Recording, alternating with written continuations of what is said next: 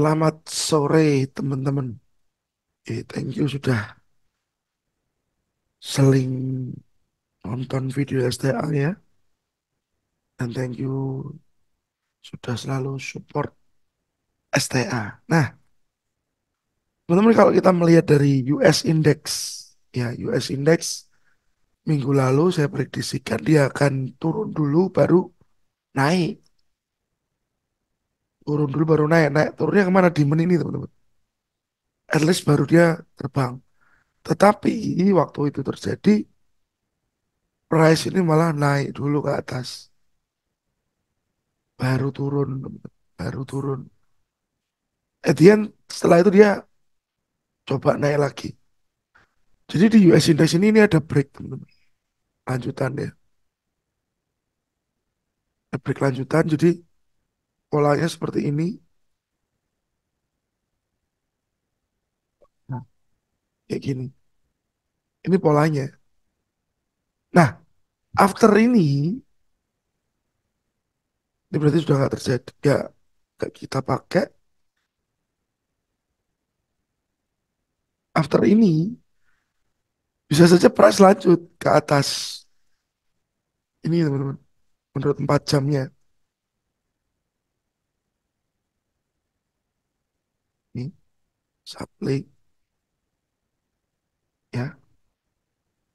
Atau bahkan ke next supply. Atau bahkan ke next supply.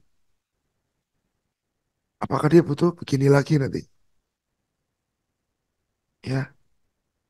Nah, jadi untuk waktu dekat ini, saya akan gambarkan dulu bahwa ada potensi kalau dia turun untuk naik lagi karena sudah ada break. Ya, ini low, ini higher high sementara, higher high sementara. Karena at least ini pun bisa nanti kompres sampai ke supply ini. Oke, kalau ini demand ini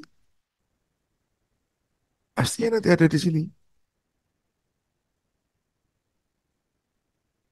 Kita ambil satu candlestick turun, gapnya, lalu satu candlestick yang kecil di bawah. Merah saya ambil semua. Lalu bagaimana kalau dia naik ke atas? Nah, oke, maybe dia baru akan setelah itu turun ke bawah. Jadi US Index sebenarnya sudah mendekati level supply yang di atas, tapi dalam keadaan yang masih trend. Jadi misal pun dia besok turun, teman-teman, dia besok turun, itu untuk arahnya naik lagi. Nah, waktu kita lihat di gold, ini 4 jam, kita lihat di gold ini 4 jam juga. Waktu gold ini naik, kemarin US Indexnya pun drop signifikan. Tapi Anda lihat ini trennya naik, ya teman-teman ya. Ini trennya naik, oke. Trennya naik untuk H4-nya. Di sini H4-nya trennya juga naik, teman-teman. 4 jamnya trennya juga naik. Cuman karena volatilitasnya si gold ini kan lebih tinggi. Nah, kemarin seller dan buyer masih sama kuat. Sideways sampai dengan FOMC meeting, ya. Nah, selama mendekati FOMC meeting, Anda bisa lihat kondisi market ada di sini saja, ya. Yang menyebabkan saya sendiri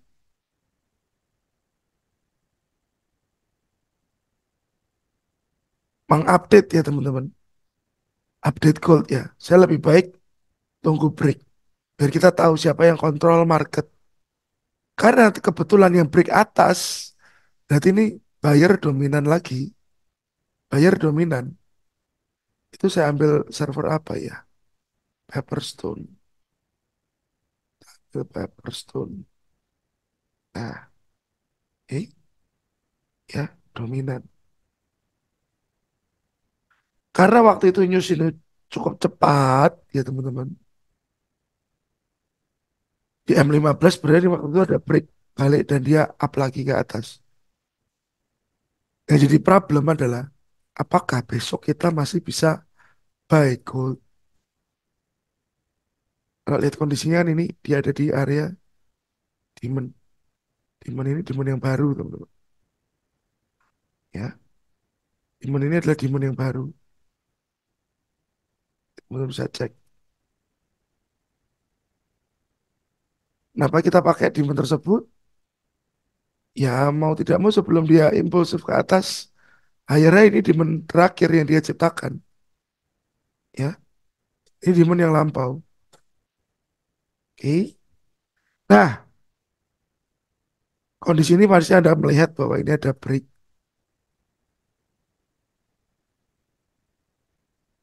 break atau pause lah, sama saja.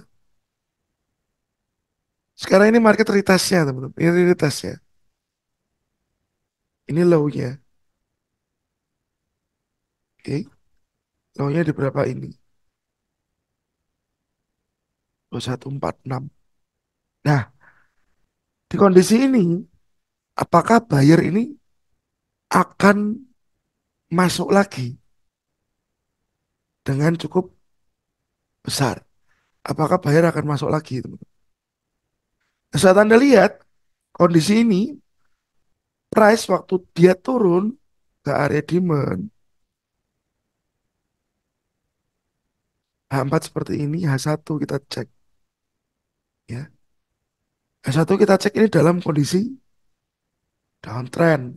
Turun ke area demand ini dalam kondisi downtrend, teman-teman. Kelihatan ya. Ini low dulu, ini lower high, ini low lagi,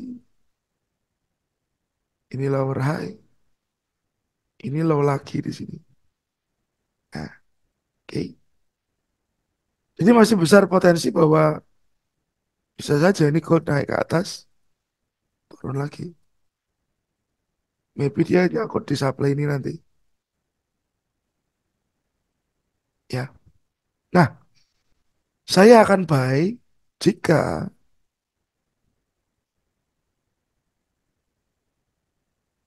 struktur downtrend sudah rusak, teman-teman. Ya, saya akan buy jika struktur downtrend sudah rusak. Oke. Jadi karena ini lower high,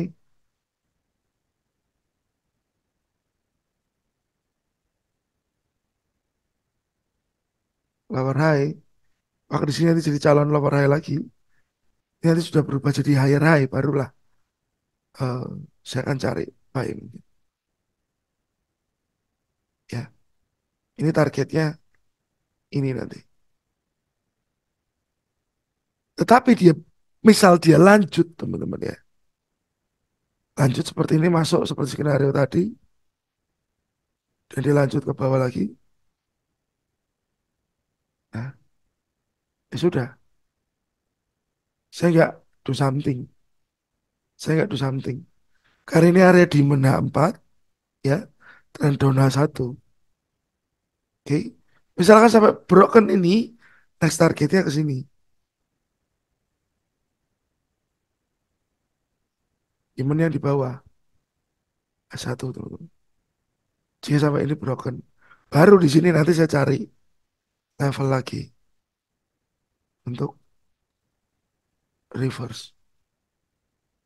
Ya, jadi bisa saja minggu depan ini kok terhimpit antara demand ini dan supply yang di sini. Minggu depan. Oke. Bisa saja yang terjadi demikian. Apakah kita perlu melihat US index-nya? Ya sambil di compare lah, teman-teman. Ya, sambil di compare. Apakah dia nyangkut supply dan turun? Jadi dia mungkin nyangkut demand dan naik dulu. Baru cari supply lagi, baru mungkin jangka waktu besarnya ya drop lagi ke bawah. Mungkin seperti itu. Tapi yang drop lagi ke bawah ini Masih nanti teman-teman, kita lihat di area ini dulu aja. Ya, di area supply dan demand yang menghimpit harga. Di XY ya juga sama, kondisinya kita cek di sini. Oke. Lalu untuk news minggu depan ya teman-teman. Ada nggak sih news yang penting? Senin dibuka dengan home sales yang naik ya. Selasanya consumer confidence naik juga, strong juga US-nya. Oke. Lalu US pending home sales, kita lihat actual greater than forecast is good for currency. Home sales-nya naik banyak dari minus 49 ke plus 15 ya. Kalau PCA-nya ini turun. Sedangkan data yang lain strong US strong ya. Jadi next week USD strong,